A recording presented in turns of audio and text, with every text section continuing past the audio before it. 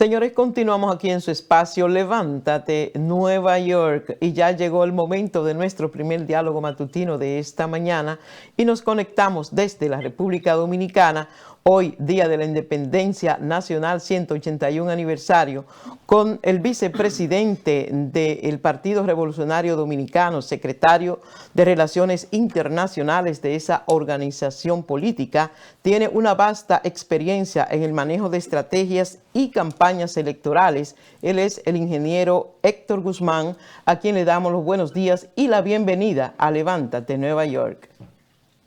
Bueno, muy buenos días a todo el equipo y en especial a todo el público a nivel de los Estados Unidos y del mundo que están en contacto con este programa. Le agradezco esta oportunidad de poder compartir con ustedes un día como hoy, 27 de febrero, día de nuestra independencia.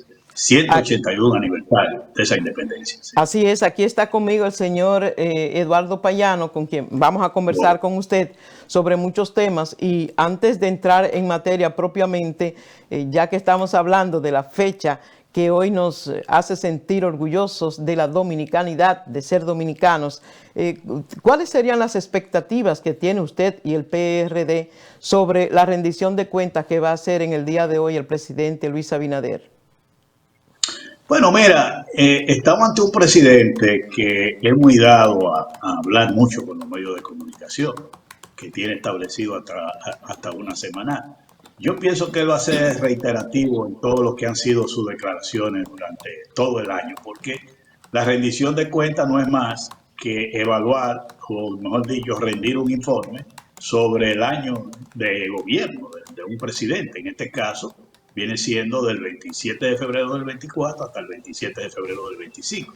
Y durante todo este año 2024 hasta febrero del 25, el presidente ha sido reiterativo en su planteamiento, en hablar de cosas que supuestamente se han logrado, que no se compadece con la realidad que está viviendo el pueblo dominicano. Yo creo que él va a ser reiterativo en esos planteamientos de venderle al país una gestión positiva, cosa que podrá tener, vamos a decir, algo positivo en algunos aspectos, porque no puede ser que un gobierno todo sea negativo. Hay algunas áreas que puede tener avances positivos, pero en su mayoría nosotros estamos ante una situación de la República Dominicana donde la población dominicana ha visto empeorar sus condiciones de vida, que ya la podemos describir en el desarrollo de esta entrevista. Compañero Héctor Guzmán, ¿cómo está? Bien, bien, ¿y usted, hermano? ¿Cómo va todo? Bien, bien, y me lo creo. Me gustaría oír de su propia voz cuáles son las partes débiles del gobierno del compañero Abinader y cuáles han sido las partes positivas y fuertes en beneficio o en perjuicio de la sociedad dominicana. Mira, yo estuve viendo, yo me manejo mucho con encuestas, investigaciones, por mi formación política. Yo estuve viendo un trabajo que se hizo, una investigación a principios de este mes de febrero, de una compañía profesionales muy positivos, vamos a decir, muy calificados, que hace trabajo de investigación para el empresariado dominicano, como una manera de ver cómo está pensando los dominicanos de cara a un mercado que ellos tienen que trabajar con su producto. Entonces, en esa investigación, ellos ahí lo que miden es la tendencia de la población dominicana y del país de cara al 2025. Y yo te voy a decir, lo positivo que sale ahí es, por parte de la gestión de gobierno, es la imagen internacional y el sector turismo. Eso tiene una gran valoración positiva de la imagen internacional del país y de la propia gestión de gobierno y sobre todo el aspecto del turismo, bien valorado. Ahora, ¿cuál es la parte negativa? Independientemente de las cifras económicas que puede exhibir el gobierno, en esa investigación la gente tiene la percepción, y estamos hablando de más de un 61% de los encuestados, dice que el país está viviendo una situación de incertidumbre, de desilusión, de falta de esperanza, de desconfianza y que ve el futuro incierto. Y cuando ese más del 61% de la población habla así, se traduce en que la mayoría de los dominicanos que piensan así son los jóvenes y los pobres. ¿Y a qué se debe eso? A que esa población, que estoy insistiendo en más de un 61, entiende que en República Dominicana se ha deteriorado, se ha empeorado lo que tiene que ver con el alto costo de la vida, lo que tiene que ver con la inseguridad ciudadana, sobre todo lo que en la parte de la seguridad vial, también con el caos del tránsito y el transporte, el problema del desempleo, y ahora se agrega, porque esta encuesta fue hecha a principios de febrero, se agrega el tema de los apagones que tienen a la población irritada de manera. Es decir, que hay aspectos positivos como los que he señalado, pero hay situaciones como esta que se han venido dando durante todo el periodo de gobierno del presidente Luis Abinader, y es la falta de mejorar el tema del alto costo de la vida. Tú estás hablando de que ahora mismo una canasta familiar para los dominicanos básicamente está por el orden de los 46,000 pesos. Y eso prácticamente aquí son muy pocos los dominicanos que pueden ganar un sueldo para alcanzarlo.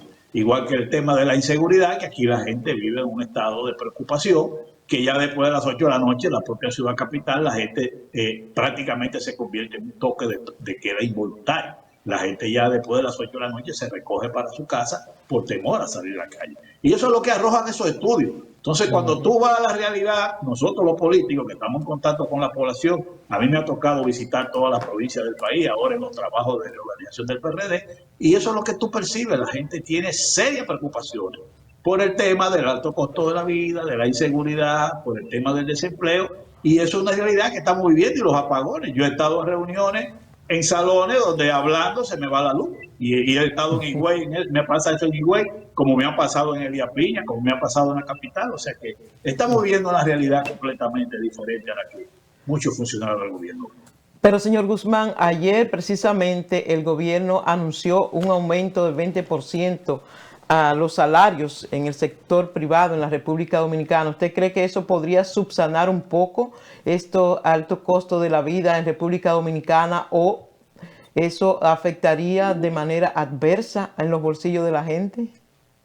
Mira, yo soy práctico, yo soy pragmático. Yo aprendí del difunto Jacobo Magluta, que en paz descanse, que cuando se hablaba de aumento de salario, él decía, con esa discusión del aumento de salario hay que hacer como los turcos. Y yo le decía, presidente, ¿y cómo hacen los turcos? Dice, si tú estás peleando por 30 y te dan 20, coge los 20 y sigue peleando 10.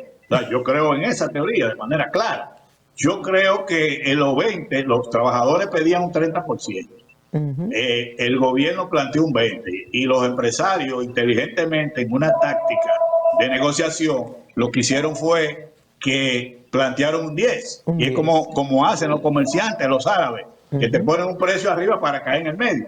Y los empresarios entraron en lo del 20%, y yo te diría que aunque es insuficiente porque la inflación se traga ese aumento, pero es mejor algo que nada. Yo estoy de acuerdo que los trabajadores con ese salario mínimo lo acepten y siguen reclamando el 20% que ellos reclamaban, para ver si emparejamos un poquito la carga en cuanto al costo de la canasta familiar, mínimamente, para ver si cubrimos parte de eso. Exacto. Antes de entrar ya propiamente en la organización que está haciendo el Partido Revolucionario Dominicano de cara a las elecciones del 28, pero es una realidad que en el día de ayer ya asumió como nueva Procuradora General de la República Dominicana la doctora Jenny Berenice Reynoso, y que ha dicho que la corrupción se detendría en la puerta de su despacho. ¿Cuál es la perspectiva que tienen ustedes con esta nueva incumbente en la Procuraduría? Esa frase me recuerda a mí el célebre doctor Joaquín Balaguer, que decía eso, y todo el mundo decía que había muchísimos corruptos, pero él decía, en la puerta de mi despacho se detiene. Ahora, el país no gana con que se detenga en la puerta del despacho, es que no exista, o más bien que se controle la corrupción. Ahora, con relación a la magistrada Jenny Berenice, yo soy de lo que digo que cuando a un funcionario se le designa en un puesto, hay que darle su tiempo.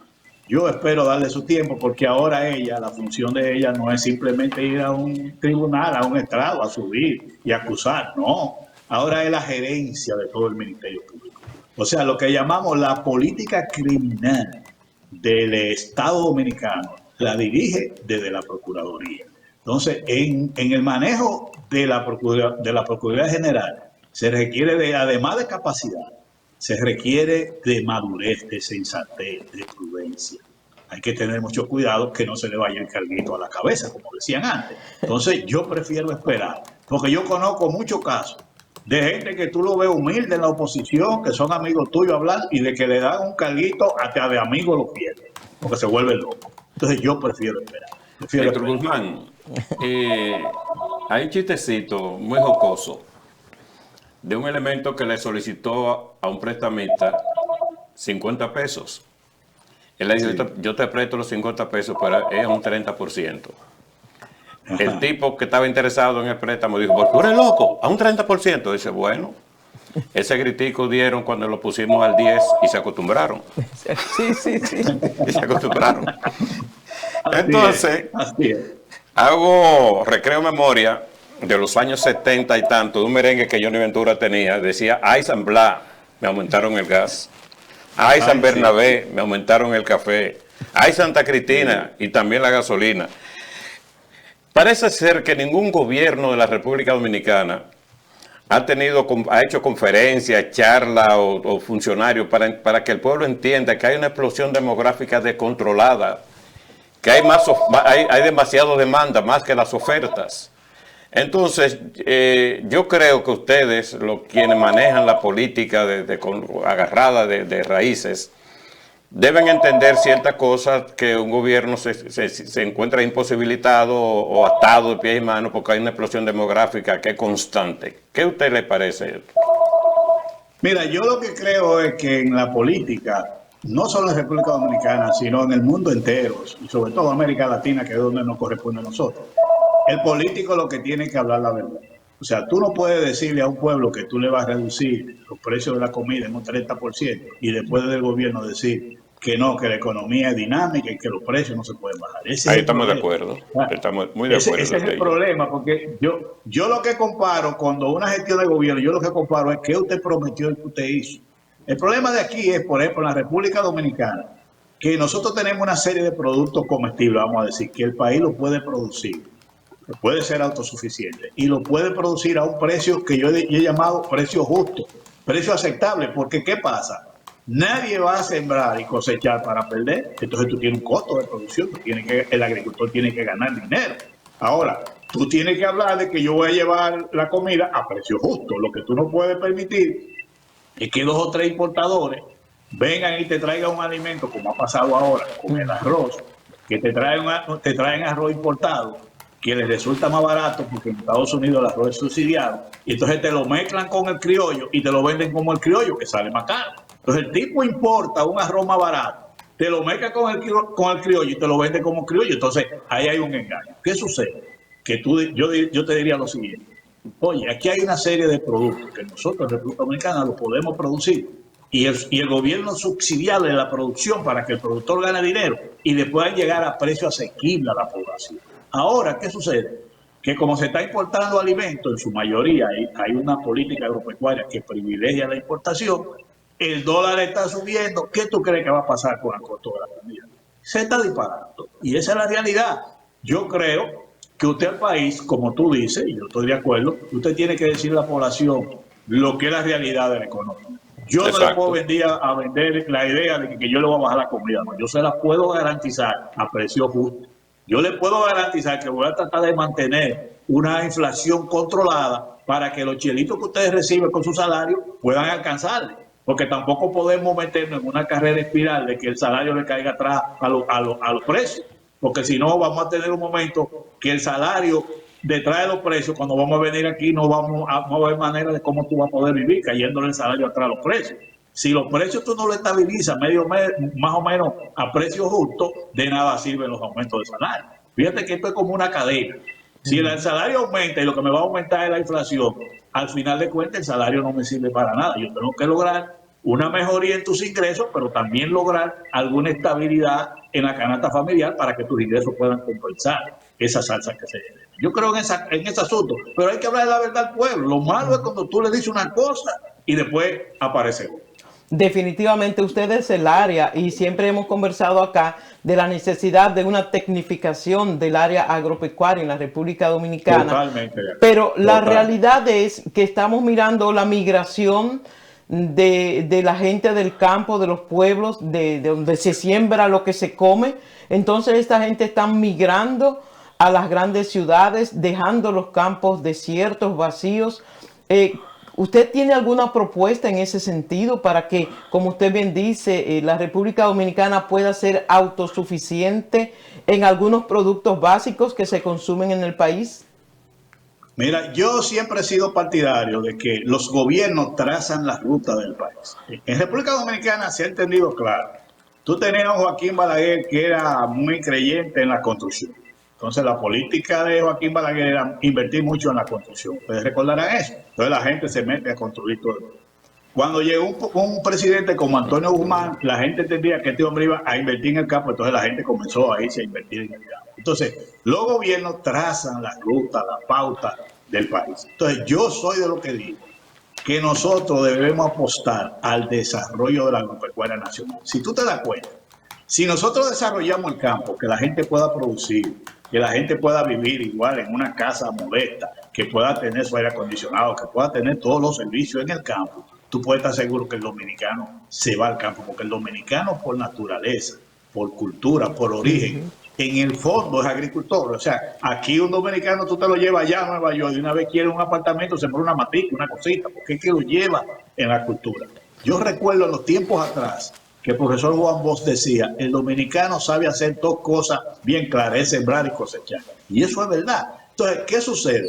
Lo que necesitamos son políticas que pongan al desarrollo agropecuario como una prioridad, pero tiene que tener claro que el productor tiene que ganar, porque si el productor agropecuario pierde dinero, no va a seguir sembrando, porque nadie va a sembrar para perder. El productor tiene que ganar. Tú te pones a ver en el mismo Estados Unidos, el que siembra remolacha para producir azúcar, el que siembra maíz, el gobierno lo protege, el gobierno no lo deja que pierda nunca. Y ha llegado un momento en que le dice, cuando hay mucha azúcar de remolacha, no siembres remolacha, pero te voy a dar los beneficios. Y es para que el productor no desaparezca. Entonces yo digo que República Dominicana, nuestro gran potencial, así como se ha apoyado el turismo, que eso está bien, tú puedes declarar como prioridad el desarrollo agropecuario. Y ahí debemos ponernos de acuerdo todos los partidos, todos los políticos y todos los sectores del país. ¿Qué es lo que yo planteo?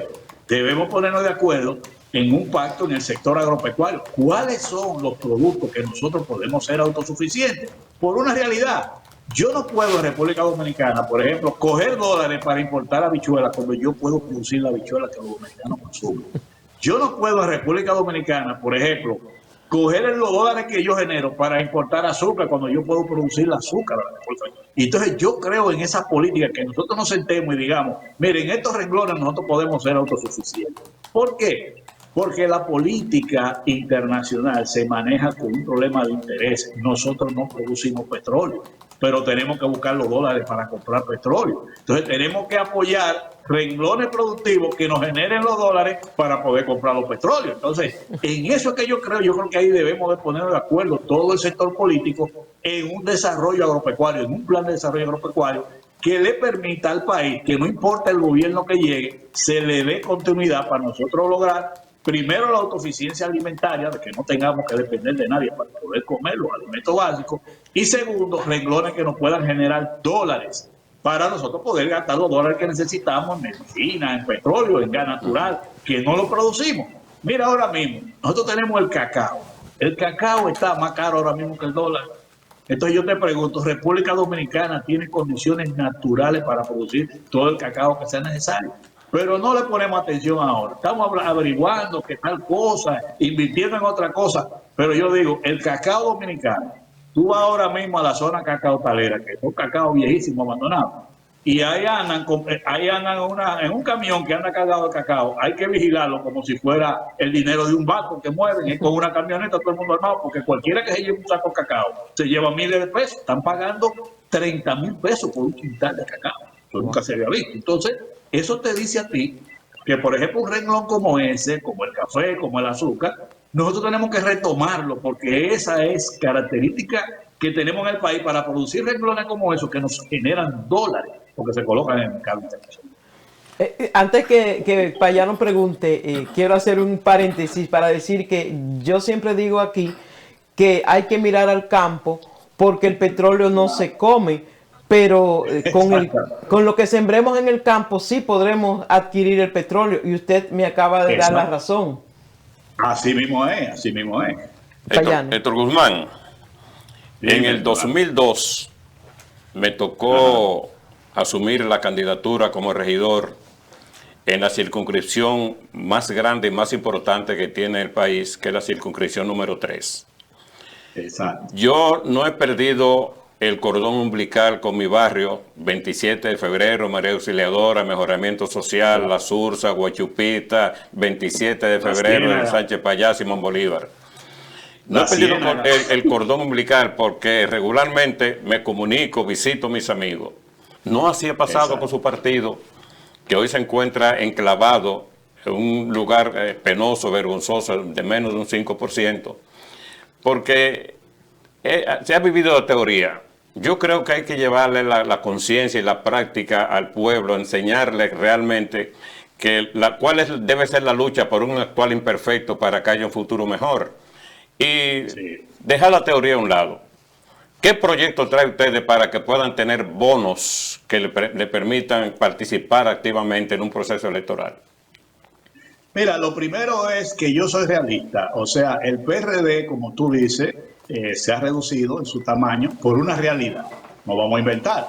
Se produjo una división y la mayoría de los PRDistas se fueron al PRM, el 80%. Y en esa ocasión yo era de lo que estaba a la cabeza del grupo que decidió irse con Hipólito Mejía y Luis Abinader. Es una realidad, no podemos teorizar.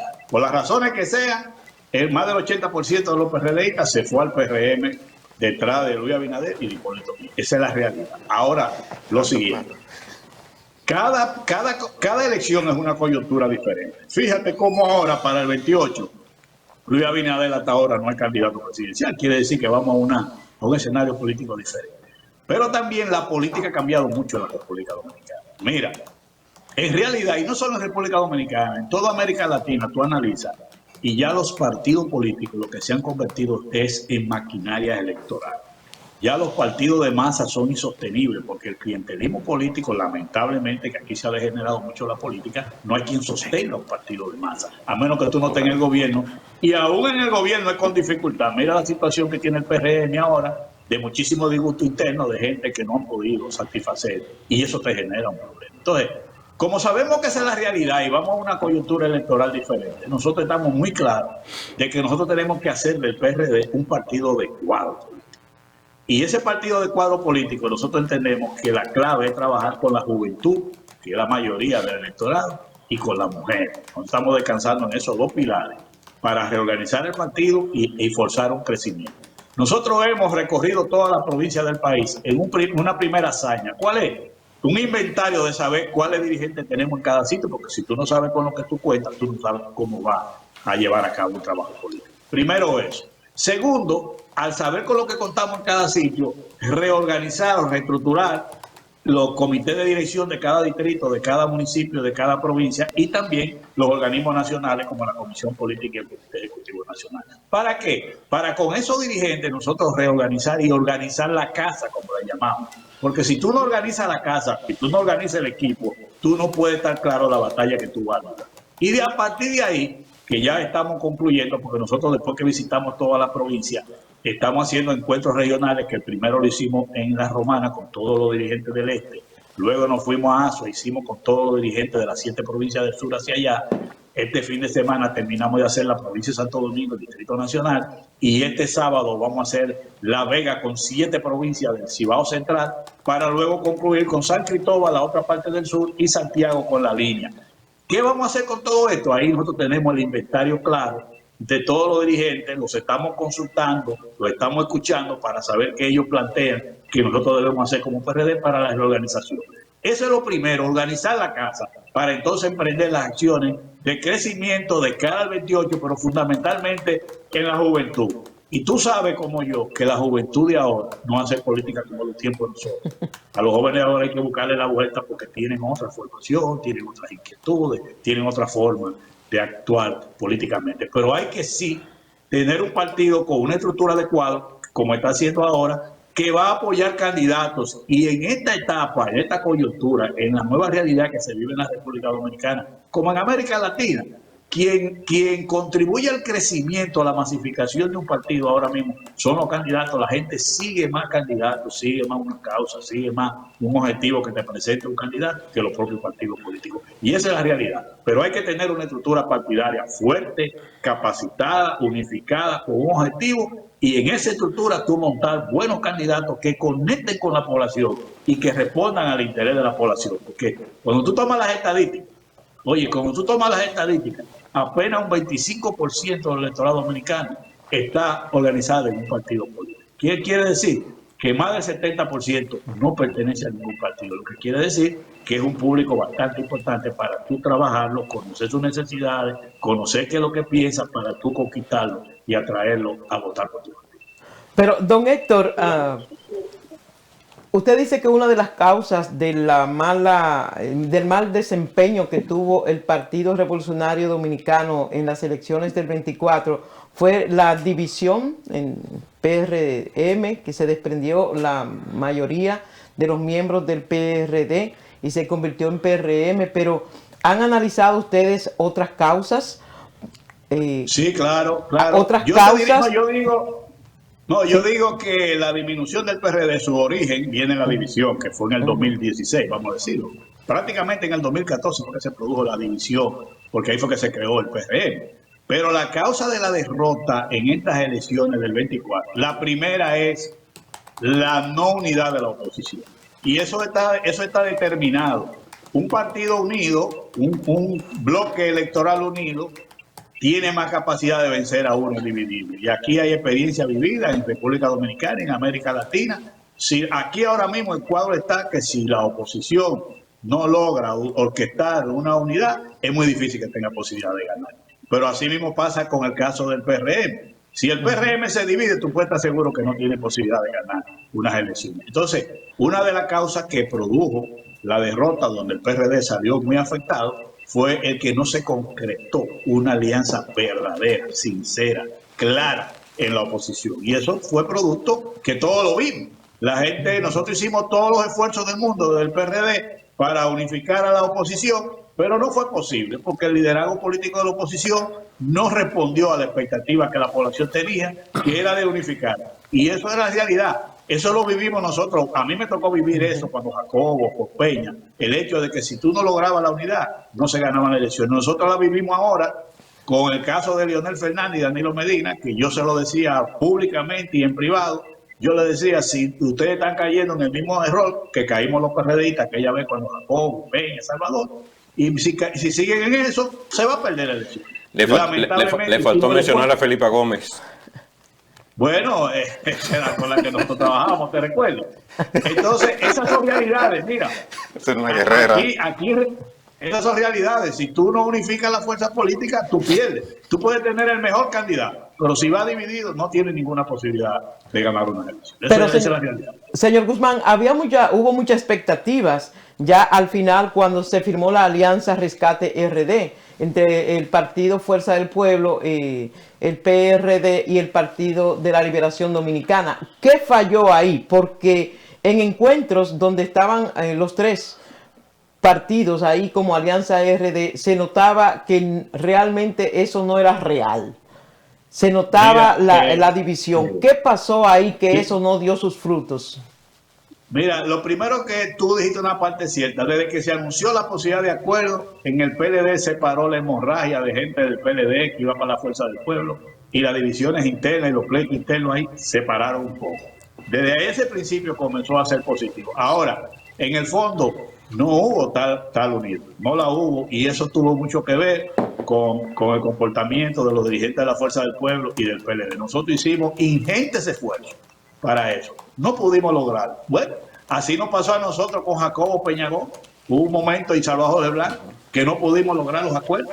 Yo viví esa experiencia. Yo después de esa experiencia de Jacobo, Maluta, de Blanco y Peñagón me dije que no vuelvo a pelear más a nivel interno de ningún partido, porque yo sé que al final de cuentas los pleitos y las confrontaciones, si tú no tomas en cuenta al país, si tomas en cuenta tu partido, no conducen a nada bueno. O sea, tú no puedes dedicarte a pelear y entonces no tomar en cuenta lo que el país te está demandando, lo que te está demandando tu partido. Lamentablemente aquí tenemos dirigentes políticos que lo que son los comportamientos emocionales dominan sus decisiones y eso es muy, muy, muy penoso. Y nosotros lo decíamos, pero hicimos el esfuerzo, realmente hicimos el esfuerzo, pero no funcionó.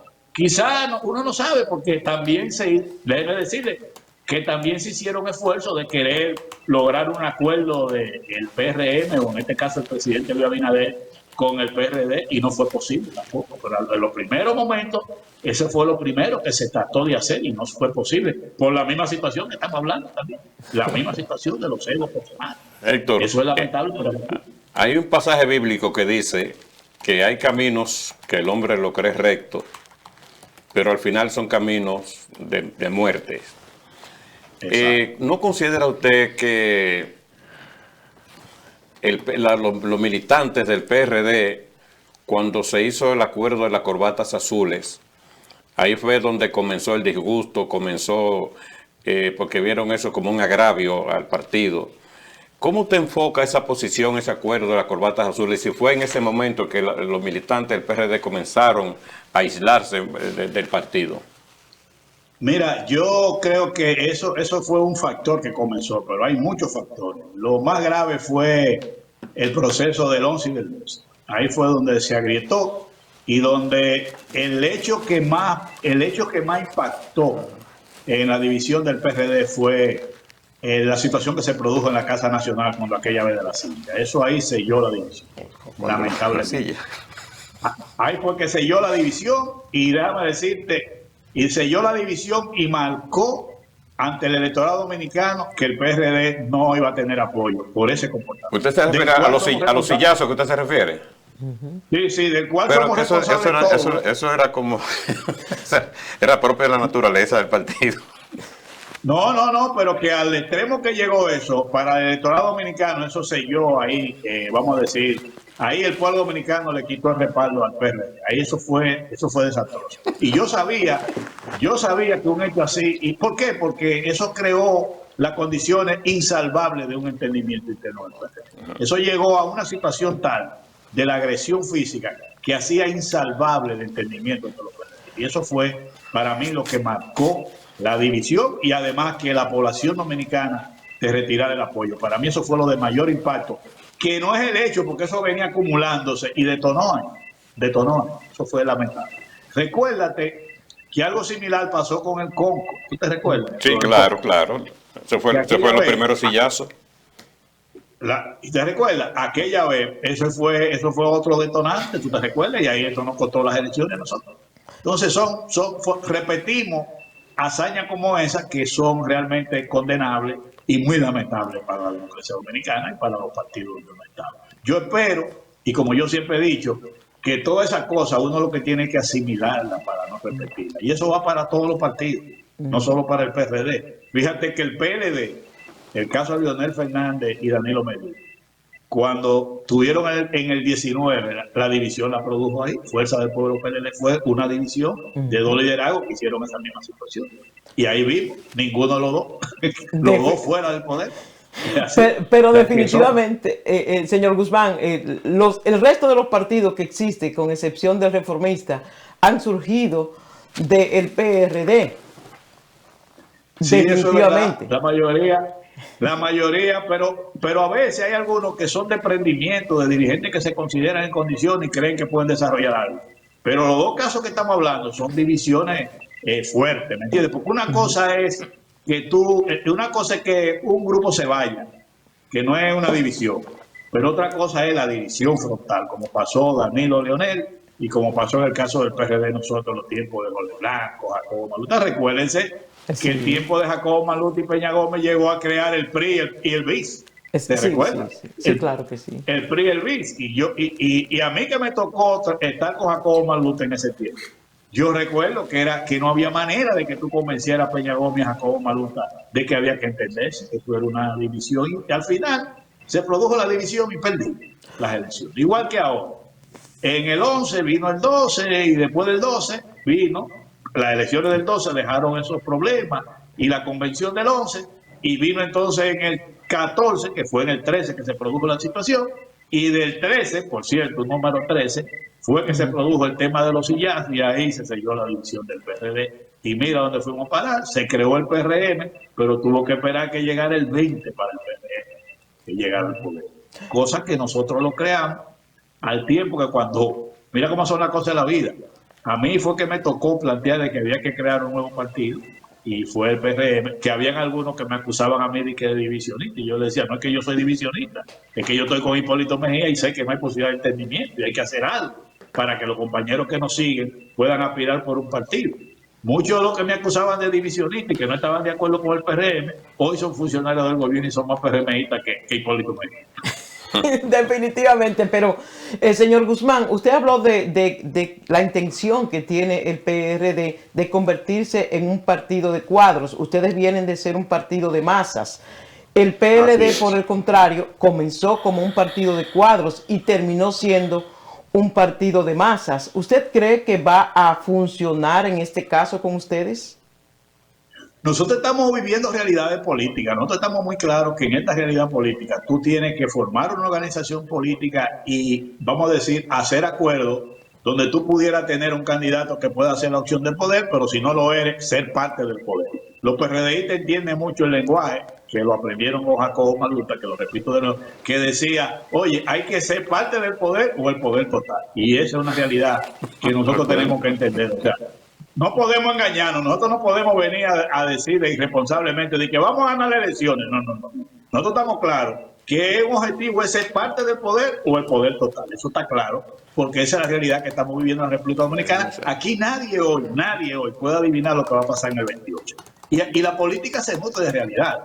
Déjeme decirle que cuando el PRM, que era la Alianza Social Dominicana, se convirtió en partido, en la boleta electoral tenía el número 15 y no tenía financiamiento público. Y eso estamos hablando del 14. ¿Y qué sucedió? Que en la elección del 16, 2 años después, fue el partido del segundo lugar. La Fuerza del Pueblo, que era el Partido de los Trabajadores Dominicanos, estaba como en el número 30 y pico.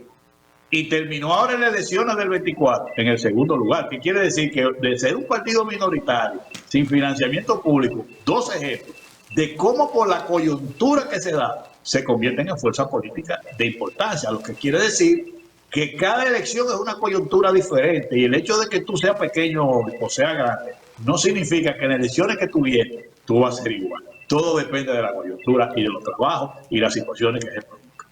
Definitivamente, usted sabe que el chat de Levántate New York siempre está activo y la gente pregunta y se interesa por los temas que tratamos aquí. Dice el señor Daniel Peralta que una pregunta para usted. Si usted considera que un partido con menos del 5% del electorado puede tener incidencia en el sistema político dominicano, y también pregunta si usted está de acuerdo en la reducción de los partidos.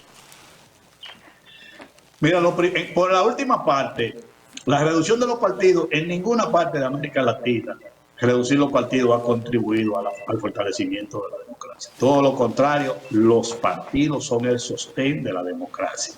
Si usted atenta contra el sistema de partidos, está atentando contra la democracia. En los Estados Unidos hay muchísimos partidos, y aunque usted nada más oiga republicanos y demócratas, pero hay muchísimos que compiten en diferentes áreas. Pues verdad. Lo segundo es que, como yo le acabo de decir, la Alianza Social Dominicana era en el número 15 que estaba y se convirtió en PRM y prácticamente hoy lo vemos en el poder y en la primera elección que fue quedó en segundo lugar. Un partido como el PRD, que tiene toda una tradición, que tiene todo un origen, que tiene todo un aporte a la democracia dominicana.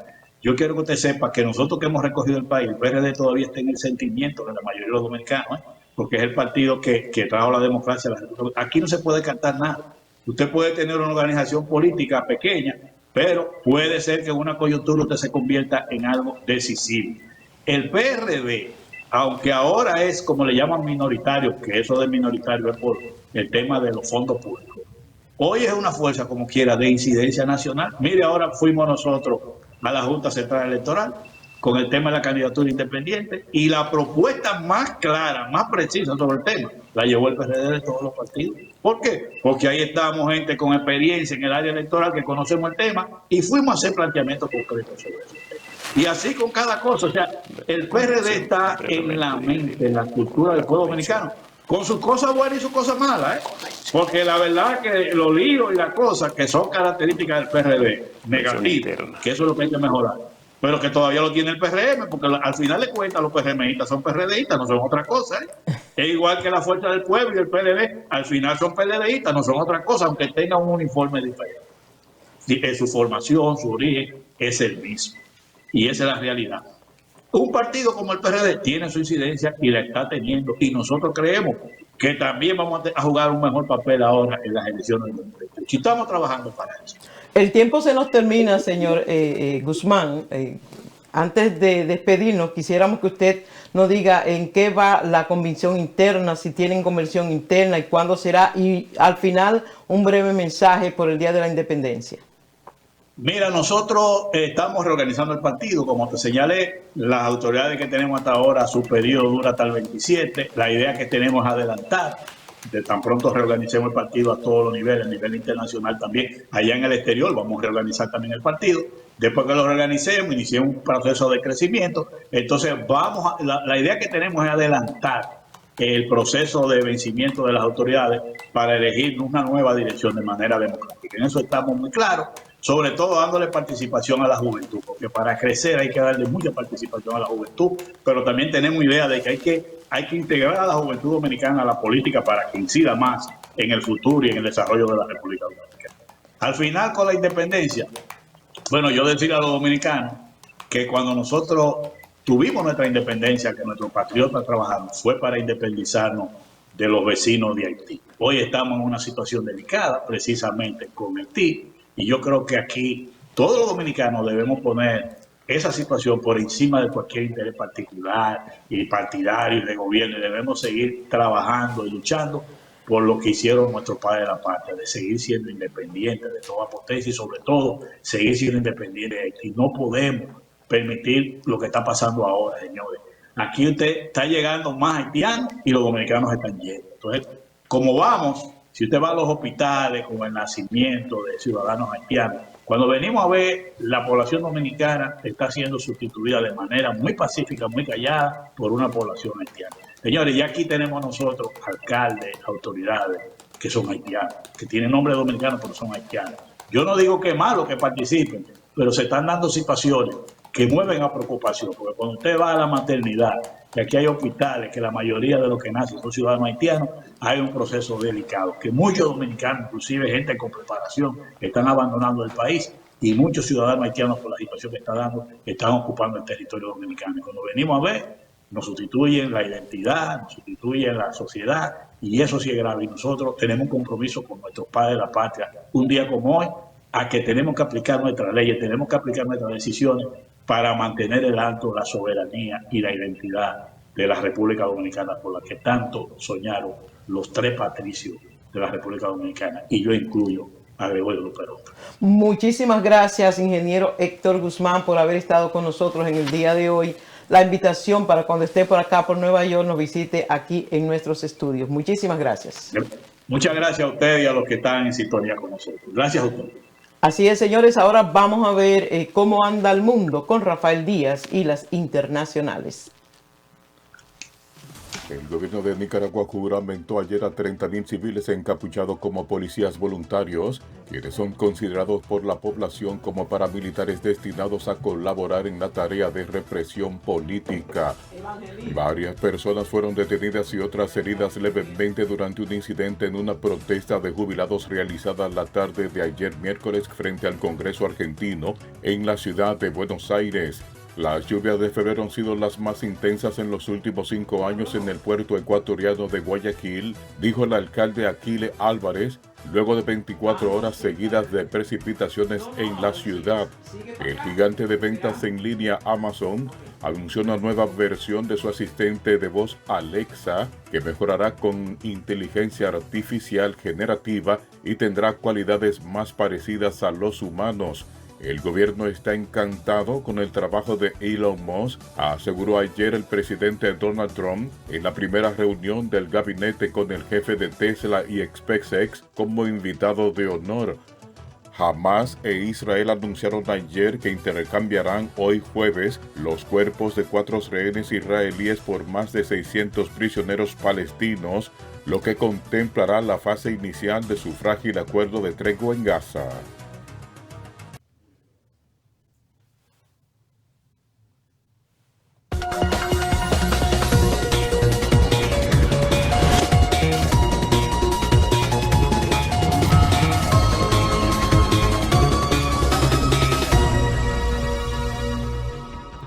comunicadora, locutora, presentadora, empresaria.